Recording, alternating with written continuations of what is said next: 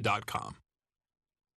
The New Jersey wildfires now 60% contained. So far, one commercial warehouse has been destroyed, and business owners like Jim Thomas credit firefighters for saving so many other buildings. They saved this whole park. I mean, if they weren't around, the way things were going on, you might not have seen any buildings here at all. Forecasters are warning of low humidity and increased winds. The toxic algae bloom off the Southern California coast has killed dozens of dolphins. Now an investigation is underway in 2 deaths in Oregon. 2 pelicans were found dead in Oregon and have come back negative for bird flu. Now tests are underway to determine if domoic acid from a toxic algae bloom in Southern California killed them. Brown pelicans breed in Southern California and then migrate north in the spring. The public is being told to leave sick or dead pelicans alone in Oregon as tests are underway to know if they were overcome by poisoning from the toxic algae bloom in Southern California and then traveled north. Alex Stone, EBC News. Authorities in Ohio say they plan to test the groundwater supply near the village of Lucky after a newspaper investigation found high levels of radioactivity in samples taken at a school, athletic field, library, and more. The Army Corps of Engineers has been removing contaminated soil from a nearby Cold War-era weapons plant since 2018. Former star running back Adrian Peterson has been arrested on suspicion of drunken driving in Minnesota after appearing at an NFL draft party for Vikings fans. Dave Packer, ABC News. Progressive presents Employee of the Month. Small Business Edition. Today's recipient from Lucky Larry's Landscaping, Larry! Larry saved his business money with a quick commercial auto quote from Progressive. Does it help he's his own marketing manager, accountant, executive assistant, and never been late? Technically, yes, but saving really put him over the edge. So, Larry, give Larry a round of applause. Be your own Larry. See if you could save in as little as 7 minutes at ProgressiveCommercial.com. Progressive Casualty Insurance Company and Affiliates.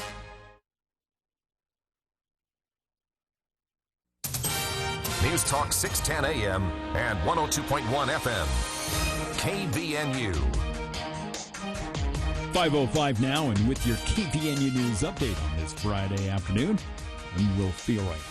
A 39-year-old Smithfield woman has been arrested for allegedly whipping a teenage girl with a phone charger cable, according to law enforcement.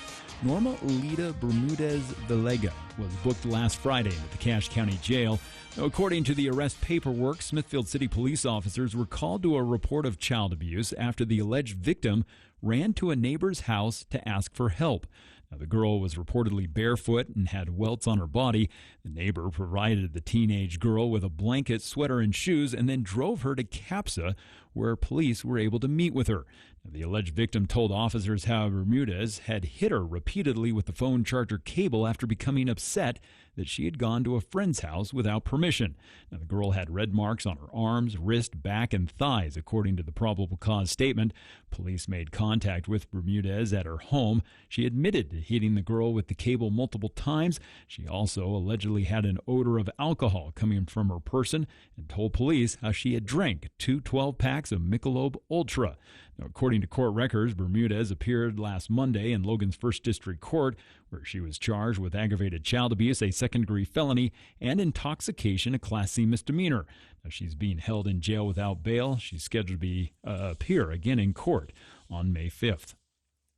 Well, in other news, the Utah State Supreme Court has ruled that the jury in Corey Richard's murder case can be selected exclusively from Summit County. Now, defense attorneys had filed a motion for a change of venue to Salt Lake County, which was denied by the judge presiding over her case. They had also asked for a jury selected from both Salt Lake and Summit counties, arguing that Richens could not get a fair trial without a wider jury pool. Now, Richens was accused of poisoning her husband, Eric, with fentanyl. Now, 3rd District Judge Richard Mrazek had acknowledged media attention of the case, but said that there was not enough evidence to move the trial. Now, after reviewing the case, the state Supreme Court said the judge acted within his discretion to deny the request to expand the jury pool. Now, all 5 Utah State Supreme Court justices agreed with that ruling. And the Utah 4th District Judge, Derek Pullen, said he is allowing limited evidence from one of Kent Cody Barlow's previous convictions with conditions on what prosecutors can present to jurors. Now, Barlow faces depraved indifference murder charges in the deaths of 3-year-olds Hunter Jackson and Odin Ratliff, who were killed back in May 2022 when Barlow, who was high on methamphetamine, crashed his vehicle at approximately 120 miles an hour into a stable where the boys were playing. Now, the defense doesn't contest those facts, but is seeking a lesser conviction of manslaughter or automobile homicide, arguing that Barlow didn't know children were present, where one would expect only horses. Now, prosecutors contend, though, that Barlow knew the dangers, citing his 2019 conviction for using methamphetamine before leading law enforcement on a high-speed chase in a stolen police vehicle through a populated area. Now, during sentencing in that case, Barlow acknowledged the dangers of driving high at speeds while under the influence. Well, we've had clouds and some isolated showers through the area, and now as we head into the overnight hours, temperatures going to drop into the mid-40s. Then we'll start to see these clouds clear out. Sunny skies expected for Saturday as temperatures are going to be around 70. Should be a really nice day, and then clouds will return as we'll see a chance of some showers again on Sunday, and that's going to continue into next week. And you know, when it comes to getting your machines moving, Napa Auto Parts has the oil and the parts that you need. Oil brands like Schaefer's, Amsoil, Mobil, Valvoline, Chevron, Royal Purple, all at discounted prices at Napa Auto Parts. See their 5 locally owned locations from Preston to Providence. It's Napa Auto Parts. And I'm Will Feelwright with your KVNU News Headlines. Hi, I'm Wendy, co-founder of Bell Sculpt. I know what it's like to feel uncomfortable in your own skin, worrying about how you look, feeling drained, and just not like yourself. Hormone changes, pregnancy, or aging can lead to weight gain and challenges that aren't your fault. That's why I believe so strongly in what we do at Bell Sculpt. I've had a procedure myself, and it transformed more than just my shape. It boosted my energy, metabolism, and confidence. If you're ready to feel like yourself again, Bell Sculpt is here to help. Book your free consultation at bellsculpt.fm. Hola, Cache Valley. Get ready to spice up your weekend at Cache Valley's annual Cinco de Mayo celebration. This year, it's Saturday, May 3rd from noon until 8 p.m. at the Cache County Fairgrounds. Come experience the rhythm of live mariachi bands, the colorful twirls of traditional Mexican folk dancers, and the melody of talented singers that will light up the stage. Craving authentic flavors? Delight in mouth-watering dishes from local favorites, plus incredible Mexican treats. This year's Cinco de Mayo celebration is presented by Members First Credit Union. Large enough to provide the services you need, small enough to provide the service you deserve. Presto Products, now hiring. Apply for a career today at Presto Products in Lewiston. And Didi Auto and Salvage. Didi Auto Salvage gives you the most money for your old metal. Bring the whole family. You'll find bounce houses, climbing walls, a mechanical bull, and traditional Mexican piñatas. Admission is free and everyone is welcome. Cache Valley Cinco de Mayo celebration, Saturday, May 3rd from noon until 8 to the Cache County Fairground. Describe your perfect date. It's a tough one. I'd have to say April 25th, because it's not too hot, not too cold. All you need is a light jacket.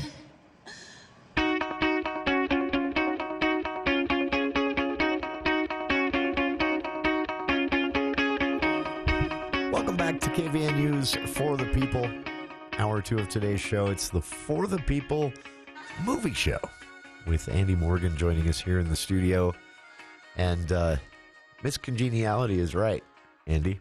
It is is not too hot and not too cold. Those raindrops were pretty big, though, about an hour ago. Yeah, I got shorts on and a hoodie. It's like, I don't know. Pick a lane. Pick a lane, man. Same thing. Pick a lane. Happy Friday. Welcome. Welcome. Hey, we were talking before the so actually a couple things really quick just to set the stage. Random thing I'd like to say is I love the colors of the Megaplex rebrand, but I don't know who you hire who goes, boy, it looks good on desktop. Let's try the website. Mobile is not an option right now. The font pack on the mobile. It don't work, Gail. Well, you can't tell you're like, what am I looking at? So, really quick, and you may have briefly mentioned this, and then I want to pick your brain here because I'm really interested. We were talking about it leading into the show, but there are new movies in. I've been in Texas all week. The stars at night. That's right. Are big and bright. As long as it's not cloudy and there's no tornadoes. There are movies that are opening up this week. A couple new ones in theaters. The Accountant 2, which no one asked for. I still can't believe someone out there's like, I like the first one. I asked for it. I saw a tweet that said The Accountant 2 completely forgets what made the first Accountant such a success. Yeah. Accountants. And it's funny because there are no accountants in these movies. Do you think there's like a CPA firm in the Valley that's like, hey, you know what, guys? Team building. Let's go. Team building. Team building. There's another movie that's opened up. It's Until Dawn. It didn't sound right. Until Dawn. Until Dawn. I'm curious about this one because this is basically It has, remember in the mid-90s, Wes Craven did the first Scream, and it was entirely like a send-up of every horror movie trope. Well, every predictable thing that happens in every horror movie ever. And this sounds like they've done something similar, but it's all it's all the monsters and all the villains and all the scenarios. It's also, do I get that right? Yeah, you did. And it's also based on a 2015 video game. Okay. And so I think I like stuff like this. I do too, other than the setups are always hokey. And this is, well, exploring an abandoned visitor center. Yeah. You know, as people are just doing all the time. as people are wanted to do. Yeah, I gotta also tip my hat. Fun movies. Yeah, and I gotta tip my hat to the director David Sandberg because he did he was that guy like early 2010s who was doing those short horror films on YouTube like Lights Out. You remember that? Yeah, I didn't. That was him. Yeah, and that got the feature film adaptation later. Lights Out was a good. The short's better, but the feature was good too. Well, and honestly, he did the full length, feature film adaptation of Lights Out. Yeah, in 2016. Then he did Annabelle Creation, which I don't know if you've seen that or not. It's the only Annabelle that I liked. That's the one. That's the one with the well. I didn't like that Annabelle. I like. I actually like the one where the kids are having the party at the house. Oh yeah, that was creepy. I actually kind of like that one. But then here's a weird turn.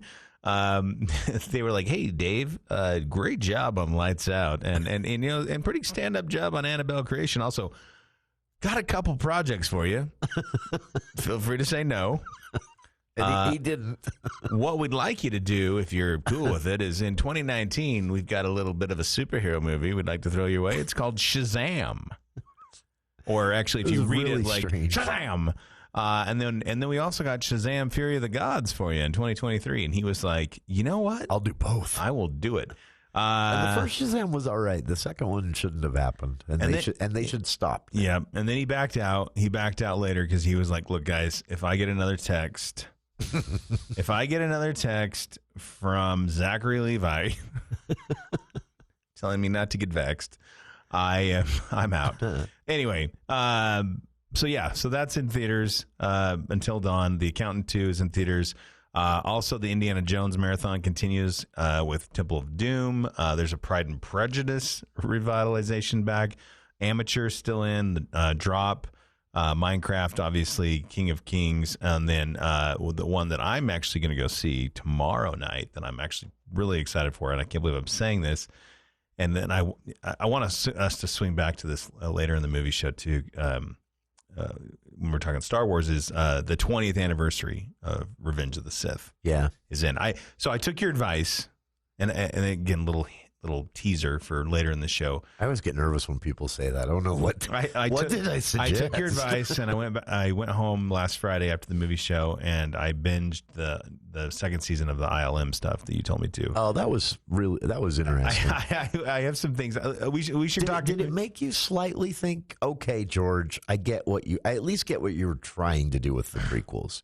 It makes more sense to me now. It wasn't just ego. It does. Here's a couple. They were still really bad. A couple of things, though. I've noticed. I've been looking at the seating, for these Revenge of the Sith screenings that they're doing this, that start this week. It started last night. They're packed. Yeah. They're packed. So I wanted to see it before we talked today. I saw Sinners last night, and it was very crowded, but they weren't there for Sinners. No, it was for Revenge of the Sith. Yeah, and which is the best of the prequels too. I'm telling you, opinion. I would not be surprised. Well, it was one of those where we were, we were excited at the end of Phantom Menace. We were like, okay. And then it could still work. And then at the end, we were kind of like, I just don't know how to feel. Like, it's Star Wars, but I was annoyed about some things. And then we were like, okay, Attack of the Clones, it's going to happen. It's going to happen. And we got through that. You have to back up a little bit because we were also, it was such an emotional roller coaster because we also had news premiere of Attack of the Clones that they had scaled Jar Jar back. Because the public reaction had been so poor to his hijinks. And he kind of was. And so I'm like, all right, sans Jar Jar, this is going to be good. Which actually kind of bugs me. And then, again, not to get so far down the road. Is it because love has blinded you? That's Revenge of the Sith. Oh, that's right. That's the first of the Sith. I forgot. You know what? Let's re-edit all of those into one movie. Let's swing back around to this and in the second half of the show because I really want to. We're leading into May 4th. Right. May the 4th be with you. Everybody knows that. And what I thought might be an interesting topic to kind of delve into is. Did you see, really quick, did you see the Utah Theater on May 3rd is doing the marathon? All three of the original trilogy. Yep. They're doing Star Wars movies all through May. Yeah. Rogue One, Solo, all of them. Except the prequels. Well, so and the first three and the last three and all of the standalones. Yeah. And the thing that's coming right now is. Everyone's talking about Andor season 2, right? It premieres April 22nd. So we're past April 22nd. It premiered 3 days ago. Pardon me. I haven't watched because I can't remember what happened in season 1. Well, the first 3 episodes came out. I remembered liking it, but yeah, the first 3 episodes came out, and then I believe the rest, I think 4, 5, and 6 come out on April 29th, and then they do 7, 8, and 9. On May 6th, and then May 10th is the season finale, and Andor season 2 is the last season. They had originally had a plan to do more, and I think the idea was it was so much that they were like, we gotta take a step back. But here's what I wanted to say was, this is being held at right now as the highest rated live action. Really? Star Wars, ever. It was really good. I don't remember. I would say Andor's the first season of Andor. I wasn't sure how I was going to feel because I felt like the first maybe 4 episodes. It took a while. It was snooze fest. It was a slow burn. It was. I want to say I want to say it was Casa. That would be me reckoning. Those were. Yeah, and I think I want to say when we got to season 5 and not season 5, episode 5, and I honestly think it might have been episode 6 too. About halfway. It really, I thought, oh boy, then it really, really blew up. When does Andy Serkis show up? Is that about I think halfway? That's episode 10. Okay, One Way Out. That has one of the most heartbreaking endings of a episode. I do remember that. I remember how it ends, and I remember, but I don't remember enough of. I remember the cool sort of prison break episode. That's One Way Out. That was the one where I was like, okay, I'm on board. Yeah, and again, it very. You know what it is? It actually reminds me a little bit of. And White Lotus, not to conflate Andor with White Lotus, but very talky. And I'm okay with that. I have no problem with dialogue heavy. Right? Yeah. I don't have an issue with that. I don't. It doesn't have to be bang bang pew pew all the time. I'm on board with that. Yeah. What I think what I struggle with sometimes is why are you doing it, right? Like if you talk to Dan and Dave, the two showrunners of Game of Thrones and the main screenwriters, they'll tell you right now that through seasons 1 through 3 and specifically were very dialogue heavy, especially season 1 and 2, because they couldn't do anything else. They didn't have the effects budget. You know what I mean? The show was just started. So when people were like, oh, later, I didn't like it when Littlefinger and Varys never talked. I'm like, well, yeah, they talked so much in the season 1 because they couldn't do anything else. Yeah. They actually said, they weren't sure this was going to work. No, they were contractually obligated to hit like a certain minute episode. Yeah. So they'd finish with like everything they had, and they'd have like 37 minutes of television, and they have 20 more they had to fill. Well, and you forget too that they didn't know which characters really play up because HBO only committed to that first season. Yeah, and the first they didn't sign on for the whole thing until season 2. Yeah, like was in production. There's a scene in season 1 of Game of Thrones where Robert Baratheon and his wife at the time, Cersei Lannister, are having a conversation about their marriage. And he's like, when did it go off the rails? Like they're basically talking about this, and they're having a drink, and that was an improvised scene, and not by them right then, but it was basically like, hey guys, we got to fill some time. What should we do? Yeah.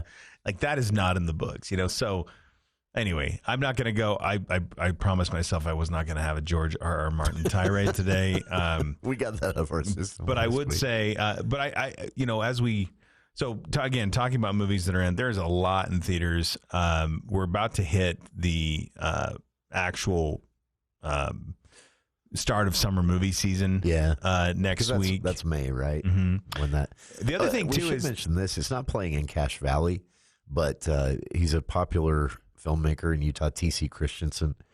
He has a new one too called "Raising the Bar," the Alma Richards story. This is based on the true story of a high jumper at the Stockholm Olympics. Yep. I want to say pole vaulter, but that's a different thing. Well, one other thing too, when we talk about the road ahead, also, and I haven't been out there. I'm going to go out there tomorrow when I see Revenge of the Sith. But I people are like, do you get out of the house? No, I did not. He was in Texas. I mean, I would go to I just unless I'm going to the movies at the University Theater. But they're only showing Revenge of the Sith, so I'm assuming that they're doing some remodeling. That's got to be it. I'm guessing because it seems strange. I've noticed that a couple of weekends in a row. Yeah, that there isn't a lot. I think you're right. And to see Sinners only in Providence when it's only a week old and doing really well in the box office, and go see that. By the way. Yeah. I know Andy already told you to do this last week. I'm backing. This is what I was going to ask you. Is you had some stuff to say about this, and I wanted to. Honestly, it is. Tell the people, Jason. It is one of the coolest. I want to say stylish, but it's actually like a whole bunch of different styles. It kind of shifts gears 3 or 4 times. But this is one of the coolest. That's the only way I think to describe it. This is one of the coolest horror movies I think I've ever seen. From the music and the soundtrack to the way it's filmed and some of the storytelling gimmicks they use, like CGI, but not in an obvious CGI way, just to put people from the future in this speakeasy in 1908 or whenever it's supposed to be. And that sounds weird, I know, but there's a reason, because there's a narrator kind of saying something at the time. And so these things flash on the screen while you're hanging out. It was just a really, really cool movie to see. And it's not at all. A lot of horror movies, when they're doing the tropes like vampires or werewolves, they just kind of cop out. They didn't in this one at all. They made this very original somehow. At the same time, they're sticking 100%. Like, these are the old school vampires that don't like garlic. Yeah, and holy water and stuff. Yeah, and a lot of times that can come across as very lazy. Because it's done to death, but not here. Yeah, the way they do this. but it's almost, in a way, it's almost maybe it's like, because they played "Pick Poor Robin Clean" and it was a real pleasant tune. So that's the last thing I want to say about it. The ways in which this movie is creepy, it is. That's, I think, what I loved about it, because none of the typical horror. Something would happen and the music would start playing, and I think, oh, seeing somebody in my head, my brain goes, oh, you know what's going to happen now, because every horror movie does this. And then they just didn't do it. And then it would get creepy in a totally different way later. Because sometimes somehow they managed to make the hair on the back of your neck stand up with a song. Yeah, like that. That a group of people sings. And I don't know, it was just so well done. Really quick, I just got a text from a listener. Uh-oh. And it said, dude, I went and saw The Accountant too, and I laughed my head off. It was so funny, and it was also a little heartwarming. So there, Accountant 2, 2 thumbs up. Also, see you later tonight for dinner. Speaking of people who don't get out of the house. That was from my wife. I did not know. Really see it? Yeah. Well, I was in Texas all week, and so, when I'm gone, she doesn't know. She's like, what do I do with myself? He's gone. I guess I'll go see The Accountant too. That is... I'm just digging myself a bigger hole right now. That's all. You're in so much trouble now. I'm maybe in trouble. I found it. Yeah. I found it. I'm going to back up just a little bit here.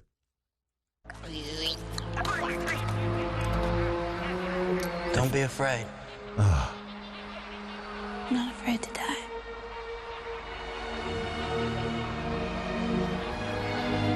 I've been dying a little bit since you got back. See how I know the... Oh, the worst, absolute worst. I've been dying. And then they have a kiss back into my life. And then later in and Revenge. No one said George. Let's bring in this is my dialogue issue. Consultant. When I'm watching this ILM show, which is fantastic, by the way, it also affirms some of my Rick McCallum feelings. But it also I've never disliked a producer so much. He was like, in fact, I think he's the only producer whose last name I even know. I'm pretty sure Rick McCallum has killed a person.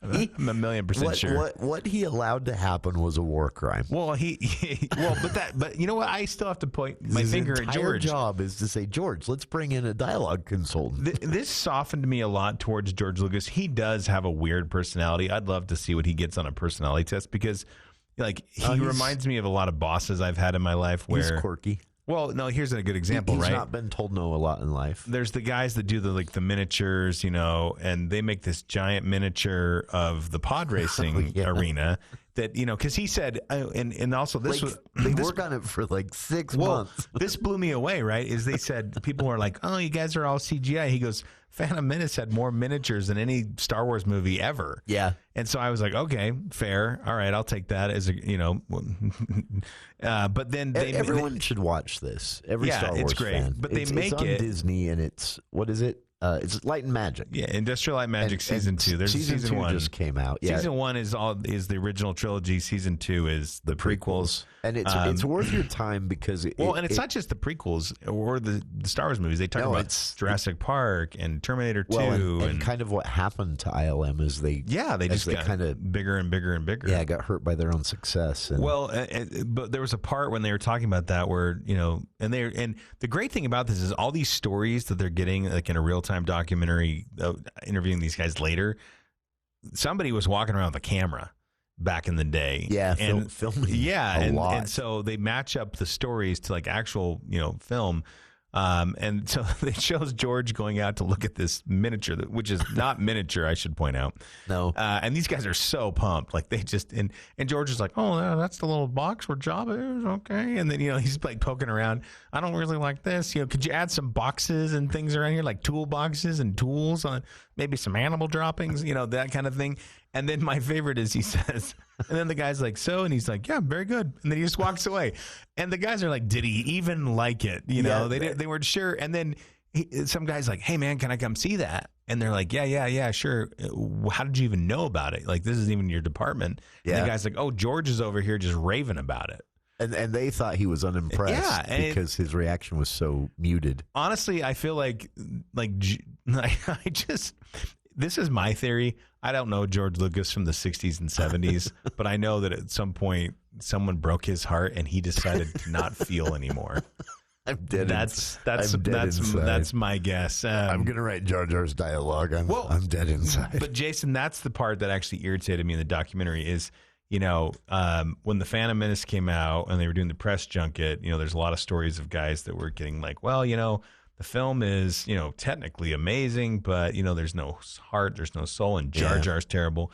And these guys would get really worked up. And George, and this, I got to tip my hat and then simultaneously kind of, thumb my nose at George Lucas a little bit here, is George is like, it's the movie business, man. Like, like tons of people are going to hate this. Like, you just got to almost like get thicker skin. Well, and like, what did you expect? Yeah, that I think what made me soften a little bit on what he did to the Star Wars brand with the prequels is he was basically saying, look, the first 3 are a success already. Nothing's changing that. I don't need to make money. ILM doesn't need to make money.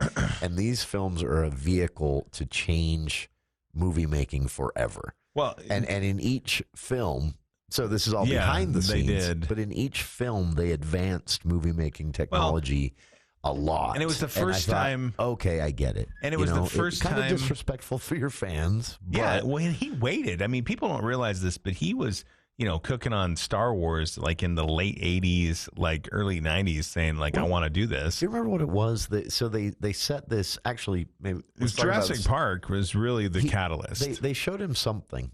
Do you remember what it was? They showed him a clip of something, and he said, he turns to, and it's not his work. It's some other thing that ILM's working on, someone else's movie.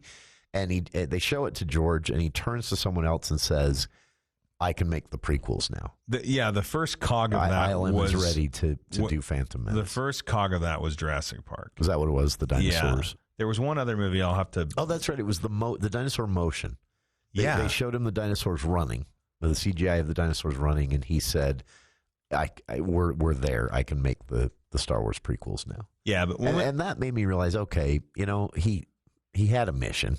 Still disrespectful to your fans, but... Well, and when we come back, I want to talk. I want to talk about Jar Jar specifically because I feel like George has a lot to say about that in episode 1, and he was very adamant about like how Jar Jar should be. Yeah, and it was very, very much a George Lucas character. But then I feel like he bailed. Yeah, and I honestly, it kind of bugs, and I need to. I'm going to rant on that. Go watch this. It's on Disney Plus. It's called Light and Magic. We're talking about season 2, but the first season. So as Andy said, the first season's focused on the original 3 movies. It's fascinating. It is way beyond behind the scenes. It's stuff you've never seen or heard before, I guarantee. And then season 2 just came out last week, and it is focused on the prequels. And if you're a Star Wars fan, you'll really enjoy it. And we'll keep talking about it again on Disney Plus. Light and Magic. And we'll be back after the news with KVNU's Will Feel Right.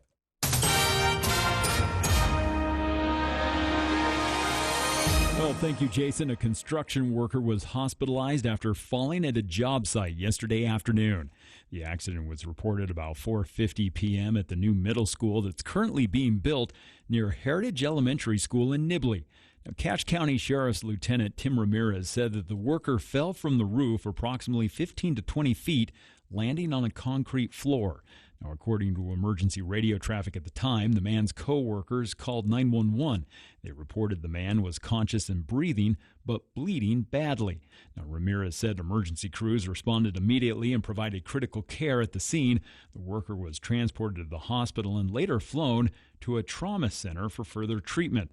Now, the incident remains under investigation while the man's identity is not being released by law enforcement out of the respect for the family's privacy. Well, a new question is surfaced in the case of Jennifer Gledhill, the Cottonwood Heights woman accused of killing her husband.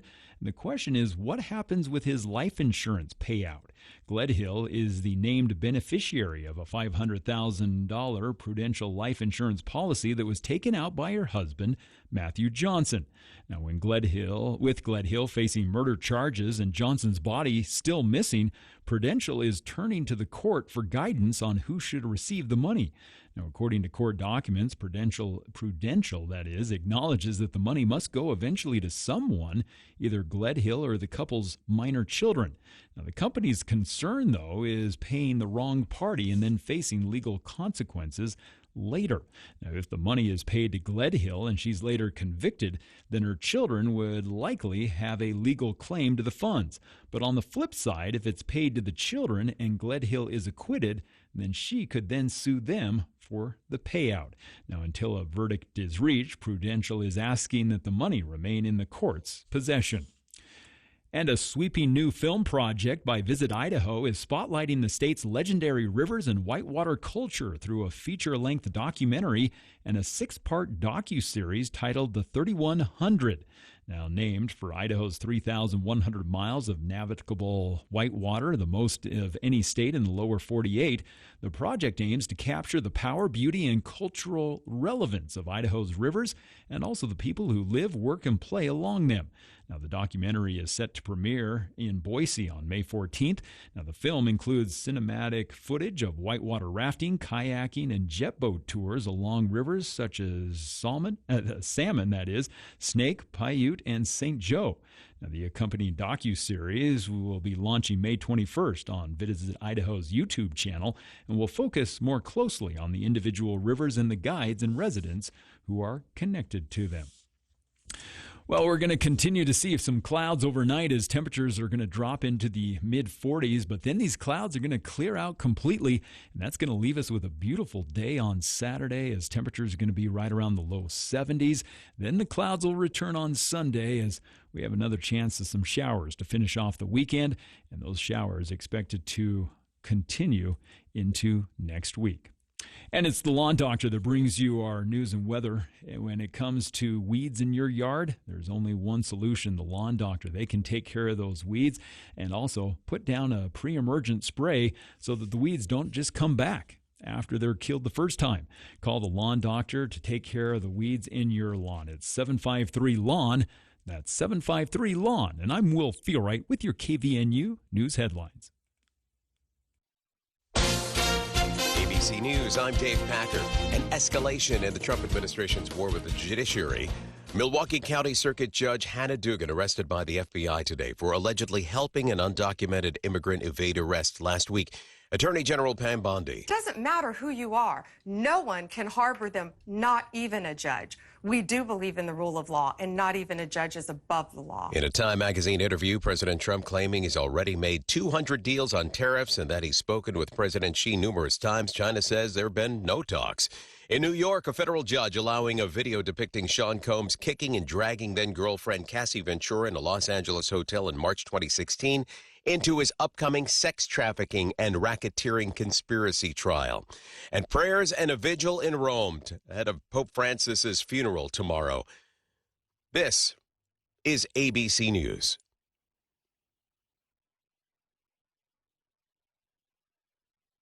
Today's hearing aid technology can improve not only your life, but the lives of the people who care about you. Once again, you'll be able to hear the reason for their laughter and understand conversations. Dr. Paul Danes at Cache Valley Hearing and Audiology will customize a hearing improvement program to meet your unique requirements, whatever they are. Call Cache Valley Hearing and Audiology for an appointment and let them show you how. Bring back what you've been missing. Bring back Cache Valley Hearing and Audiology.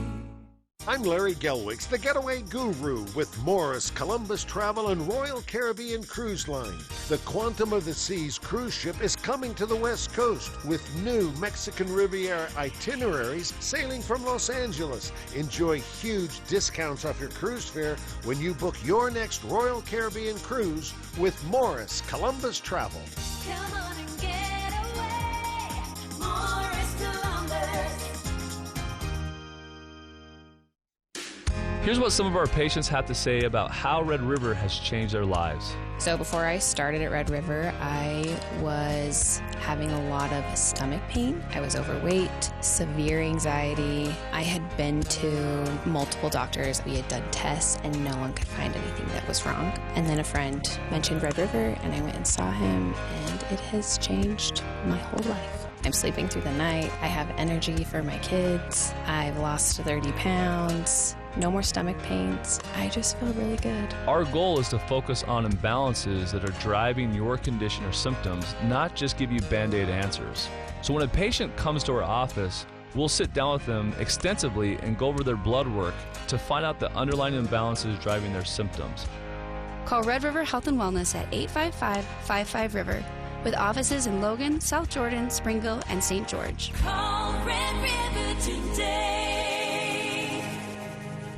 The Greater Cache Valley Economic and Business Summit, brought to you by the Cache Valley Chamber of Commerce, is Tuesday, April 29th at the Riverwoods Conference Center, focusing on local Cache Valley businesses, along with a State of the County address by David Zook and keynote speaker Michael Jeanfro. Enjoy a day of networking, learning about Cache Valley's economy, and lunch catered by Elements. Register now at cachechamber.com. That's cachechamber.com for the Greater Cache Valley Economic and Business Summit, sponsored by the Bank of Utah, April 29th at the Riverwoods.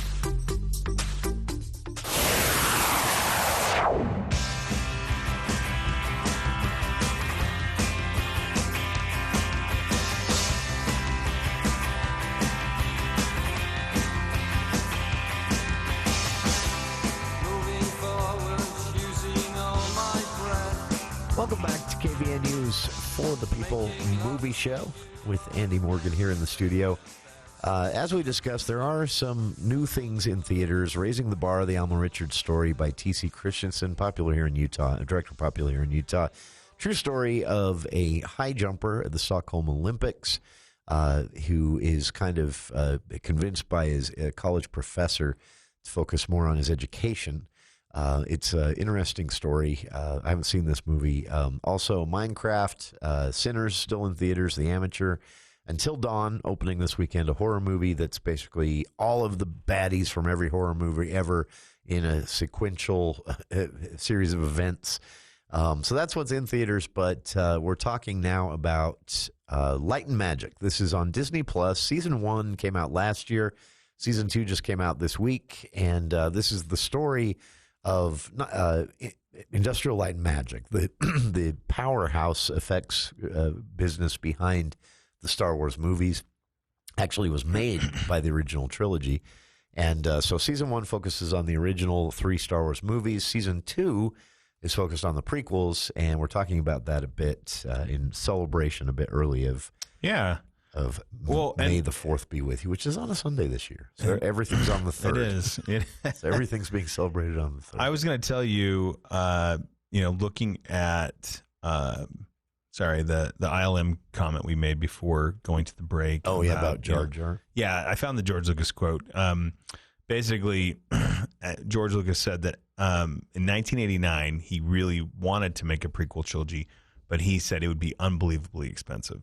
And just so you know, too, even though George Lucas, obviously he owns Lucasfilm, but, these are separate companies. So ILM, while, again, started and kind of owned by George Lucas, his film company has to hire ILM, right? And so that was one of the things where McCollum's nope, we're going to go low. And they're like, don't we work together? Like, why are you lowballing us? Anyway, but after viewing an early CGI test from Industrial Light and Magic for Jurassic Park, George Lucas said, we did a test for Steven Spielberg and we put them up on the screen. I had tears in my eyes. Yeah. And he said that's when he knew that the CGI and its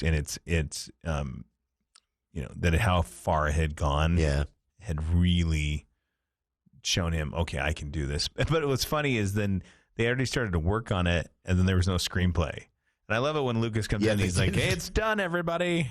And they're like, let's read it. They had no idea other than some very basics. Well, they started world building before they even knew. This is actually a great. Really quick, what was the thing that regret? They turned down Lord of the Rings? Was that? I don't know if it was Lord of the Rings. I remember when they're talking about Weta kind of. Yeah. They talk about some of their low years, and Weta got ahead of them in the early 2000s. I know. But I don't remember what it was that they turned down. Someone came to them and they said, "Yeah, I'll have to look at that. This can't be done. This is way beyond the technology that exists." But Weta said, "Oh, we'll do it." Well, I don't remember what it was. Part of this too also was one of the most difficult things was this creation of this character, Jar Jar Binks.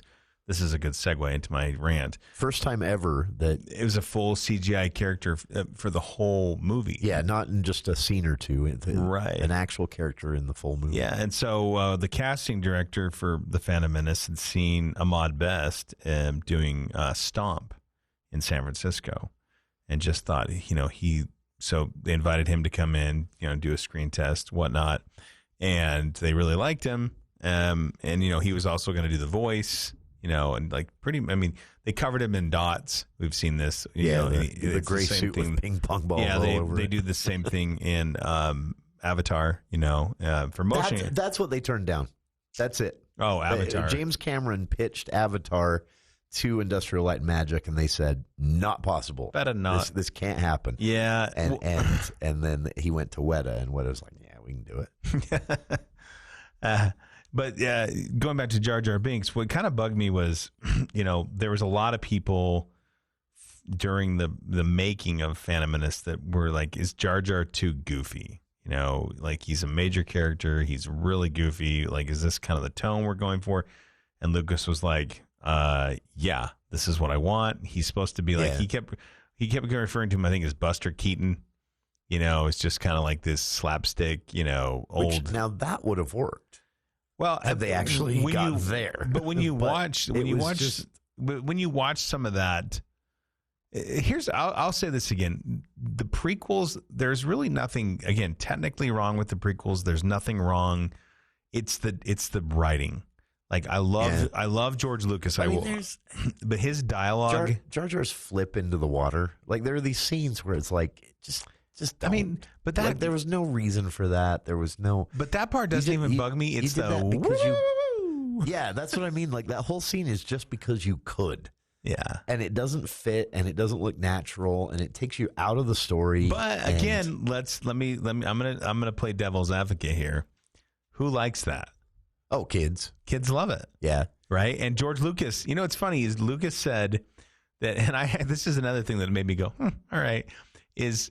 He did not make Star Wars, the trilogy, the original trilogy, or the prequel trilogy. He said, I was not making these movies for adults. This was my way, similar to Joseph Campbell, of teaching children about myth. Yeah. He's talked about that a lot. And he said he got away from that. I honestly, truly, truly believe that George Lucas, I think of all the movies he hates out of all of them, is probably Empire Strikes Back. Because so Star Wars gets made, by the hair of its chinny chin chin kind of thing, right? Like just barely. Huge success. And then they roll into Empire Strikes Back, and George Lucas at that point is kind of burnt out. So not only is he not writing, he hires a writer and he hires two writers and a director to take over Empire Strikes Back. Obviously, he has some saying, but he had a kind of a co-producer with him at the time who really kind of navigated all the things in Empire Strikes Back. And Empire Strikes Back ends up becoming what I would say is more of an adult movie. That sounds harsher than it is. But then Return of the Jedi, mid-production, Lucas fired the guy, the producer. And that's like where I think we kind of went back to what sort of bled into the prequels, where it's like, originally they were like, hey, we're going to go to this planet. It's inhabited by Wookiees. It's going to be like super macho. And then, Lucas is like, no, they need to be teddy bears. The other thing that's very interesting to me is there's so many ILM vets that became bigger. Like Joe Johnson is the one that comes to mind. Joe Johnson's actually the one that's doing this documentary.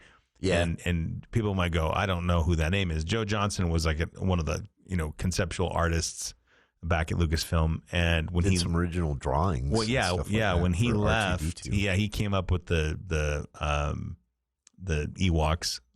When George forced him, but he ended up going on and doing The Rocketeer. Was one of it. That was his first original movie, and then he also did Jurassic Park 3, which I'm sure sometimes he's not proud of. And then who was the guy that? And he did Captain America: The First Avenger. There was one guy that was just like, they talked to him quite a bit through the whole series, and then at one point he just kind of spouts off. He's like, I just came in one day and they laid me off. I don't remember who that is, but I can't remember what it was, but somehow he stays in the same circles, and ends up back in, we're talking about Light and Magic. This is a series on Disney+. This is for Star Wars fans or anyone who is kind of curious about the making of side of movies, the technical special effects, the CGI, all of that stuff. But it's really, for Star Wars fans, it's a unique look into the prequels, hated by most adult Star Wars fans, that will maybe, it's not going to make you like them, but it might make you have a little more respect for where George Lucas was coming from in making them. We'll keep the conversation going. By the way, did you see Lucas finally weighed in on the sequels? And Last Jedi was his favorite. Wait, did he say that in the I fell asleep in the third one. When did he say that in this? Yeah, well, no, so they're in a review talking about this. He sits down and talks with Geek Tyrant, and by phone, and they talked to him about the sequels, and he said that he thought The Last Jedi was beautifully made and very true to the Star Wars ethos. I thought that was pretty cool. So take that, haters. We'll be back right after this. News Talk 610 AM, 102.1 FM, KBNU. Your landscape should be a place to relax, entertain, and spend family time. Canyon Landscaping designs and installs livable landscapes that define space in new or existing yards. Hardscapes with retaining walls, paver and stone patios and walkways. Each create privacy, interest, and purpose. Plus fire pits and sitting walls to add value to any yard. Go to canyonlandscaping.com for more details. Then call to schedule your free consultation. Call 752-3838 or go to canyonlandscaping.com. Canyon Landscaping. Look for the leaf. In our rural communities, EMS volunteers stand ready to help every day. Volunteers are ordinary people performing extraordinary acts. Many of these heroes lack access to essential health insurance for themselves and their families. It's time to give back. Utah has a new program that offers no-cost medical, dental, life, and long-term disability insurance to our rural EMS volunteers. Families may also be eligible for low-cost options. Become a licensed EMT, AEMT, or paramedic, and you and your family may be eligible. Visit utahcounties.org to learn more. That's utahcounties.org. Building a home is one of life's biggest investments. You want it done the right way, the honest way. Edson Builders has teamed up with innovative home finishes, two of Cache Valley's best, to give you a better home building experience. No cookie cutter designs, no cutting corners, just exceptional homes built exactly the way you want. And right now, you may qualify for a $20,000 first-time home builder incentive. Call 232-2680. That's 232-2680 or visit edsonbuilders.com. Owning a business may be stressful, but insuring it doesn't have to be. This is Matt Robbins with Quality First Insurance. Our experienced agents have been in the industry for many years and understand the challenges you face. As an independent agency, we have access to multiple carriers, like Auto Owners Insurance, to ensure you get the policy that's right for your company. Let's give your business insurance a fresh look. Call us today, 435-752-0101.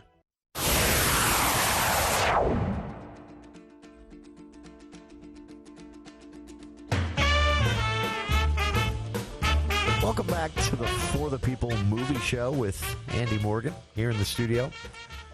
We've been talking Star Wars, but not just for fun this time. But there is actually something Star Wars related. New on Disney Plus last week, Light and Magic Season 2. Season 1 focuses on the original trilogy. Season 2 is entirely focused on Industrial Light and Magic's work on the prequels. And it's for Star Wars fans, especially if you're an adult who didn't like the prequels, watch this.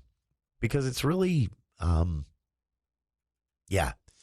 it's really unique, I think. And it challenged some of my priors on the prequels. There's still, Attack of the Clones is still horrible. But well, and also, I also should say that, a lot of George Lucas's political digs in The Phantom Menace and Attack of the Clones and Revenge of the Sith are all against kind of the Bush administration at the time. I'm sorry. Yeah. A little bit later, but in the first one, it was kind of against, remember the senators like Trent Lott and those folks? They were supposed to be anyway. And the whole, but, the way the Galactic Empire gets organized in the name of safety and security. And politics was a little bit different back then because Lucas in 2006 received the National Medal of Technology and Innovation from then President George W. Bush, who, if that was happening today, Trump would tweet and say something to the effect of like, George Lucas, so untalented. Yeah, that's basically really just, very mean man. He's a mean man. Yeah, that whole thing. And then it would have never happened. But very mean. He's a mean man. Mean man.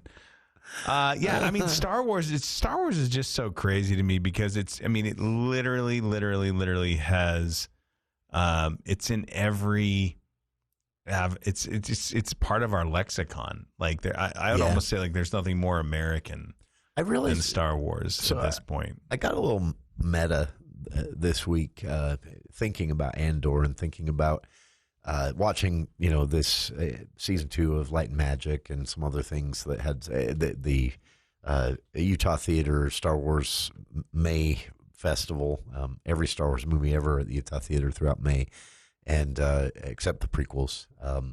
It got me thinking that I can't think of anything that doesn't sound a little pretentious, so forgive me for that, but like the depth of, because you have Andor that's kind of dark and more about like these people that were part of the rebellion, the good guys, basically. Yeah. But they're not like they could flip. They're opportunistic. They're not sold on it. They're cynical towards. Yeah, they're not quite sure. Yeah. Whereas like in that A New Hope, you just have good guys and bad guys, and you don't question who's who. And I realized that the whole Star Wars universe kind of supports all of this, and Solo is a good example too. That it's got some darker, I like Solo. I think that movie is unfairly pooped on. Yeah, Solo Can you say that on the radio? I think Solo. I just did. Solo and the very first parts of the Force Awakens remind you that Han Solo was not a good guy. Well, he was just indifferent. He was a sneaky, lying criminal. He has some of that. He has some of the it was best because lines. He was indifferent. But audiences fell in love with him, and he becomes the hero. And that had to influence George's writing or the story. But yeah, I don't know. I like that it's complex. That's what I'm looking for. No, I think you're right. Well, anyway, I love Star Wars. Next week, excited. Yeah, next week, Thunderbolts. We're kicking off summer movie season May 2nd, and already, I think this is going to be a big one. The trailers have me excited. It looks good. All right, For the People movie show for this week. Thanks for tuning in. Andy will be back with us next Friday at 5. Hope you'll stick around. Dave Ramsey is next here on KVNU Logan.